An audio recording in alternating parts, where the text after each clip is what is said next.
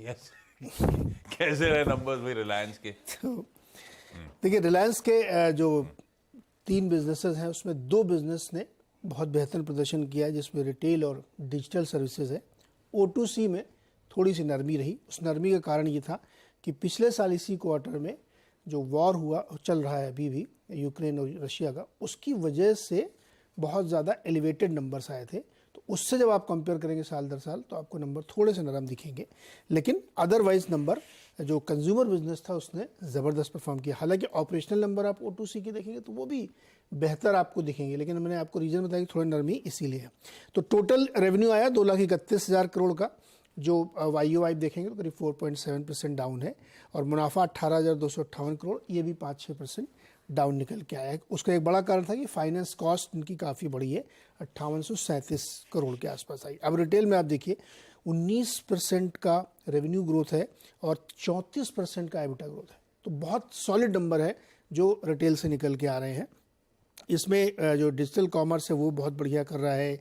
जितने अलग अलग फॉर्मेट के इनके रिटेल बिजनेसेस हैं वो आउट परफॉर्म करते हुए देखने को मिल रहे हैं, तो ये एक बहुत ही ज़बरदस्त इनका नंबर था। डिजिटल सर्विसेज में ये इंक्लूडिंग जियो, इसमें जियो भी आ जाता है, जो उसको डिजिटल सर्विस कहते हैं, उसमें 12.5% की रेवेन्यू ग्रोथ और 17% का एबिटा ग्रोथ है। साथ ही इनका आरपू भी 180 से ऊपर निकल गया है। ट्रैफिक में भी 28% की ग्रोथ है। तो जो कंज्यूमर फेसिंग बिजनेस है उसने आउटपेस किया, लेकिन O2C में हमने आपसे बताया था कि उसका रेवेन्यू करीब 18% YoY गिरा है और एबिटा में 23% की कमजोरी है। रीज़न कि पिछले साल का Q1 बहुत ही ऊपर गया था और बहुत सारे जो क्रैक्स हैं, यानी जो एक बैरल क्रूड से जो तमाम अलग अलग प्रोडक्ट बनते हैं उसकी प्राइसिंग में नरमी आई है, और जो क्रूड नीचे है उसका भी असर इसमें देखने को मिला है। तो टोटलिटी में आप नंबर देखेंगे तो नंबर बहुत ही स्ट्रांग है, और चूंकि अब कंज्यूमर फेसिंग बिजनेस का ज़्यादा फोकस है कंपनी की, तो वो है। कंपनी जो अपनी कमेंट्री में कहा है कि इस समय ग्लोबल डिमांड सारे प्रोडक्ट की बहुत तेज़ है, चाहे वो डोमेस्टिक हो चाहे इंटरनेशनल हो।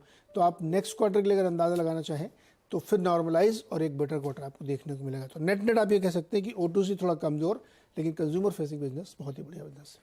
ये लीजिए भाई, ये है रिलायंस। तो कुछ पार्ट्स बहुत स्ट्रांग, कुछ पार्ट्स इनलाइन टाइप्स बिहेवियर। दूसरे 2 इंपॉर्टेंट रिजल्ट्स और हैं, एक है ICICI बैंक और दूसरा कोटक, दोनों सैटरडे को आए।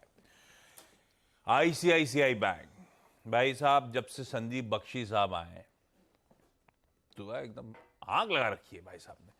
मैंने जब फ्राइडे को प्रीव्यू दिया था, मतलब क्या एक्सपेक्ट कर रहे हैं, तब मैंने कहा था 7 तिमाहियों से बाजार एक्सपेक्टेशन से बेहतर, 1 तिमाही और जोड़ दीजिए, ये 8 तिमाहियां हो जा रही हैं जब ICICI बैंक बाजार उम्मीद से बेहतर परफॉर्म कर रहा है। कोई कंप्लेंट नहीं किसी को होनी चाहिए इन नंबर्स से।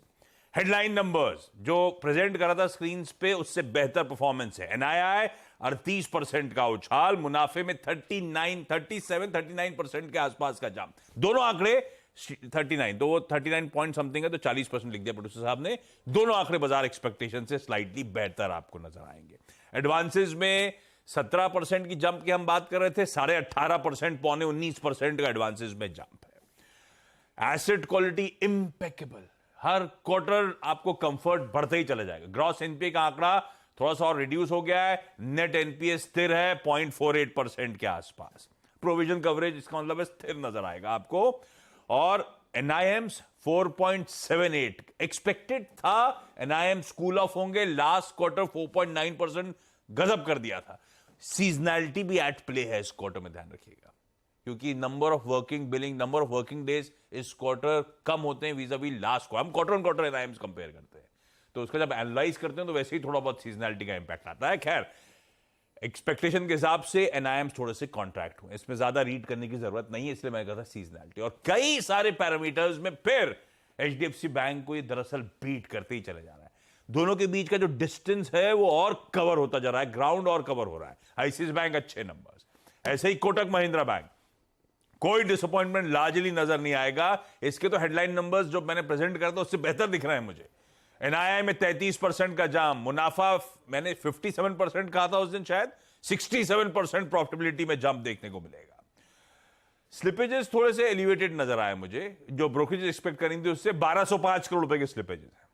ग्रॉस एनपीए एकदम फ्लैट, 1.78 वाला 1.77%, नेट एनपीए इंच अप कर गया है। दरअसल आसान शब्दों में provision coverage ratio I am sure reduce हुआ है, नेट एनपीए बढ़ता हुआ आपको नजर आ रहा है, बस और ऐसा कुछ दिक्कत नहीं।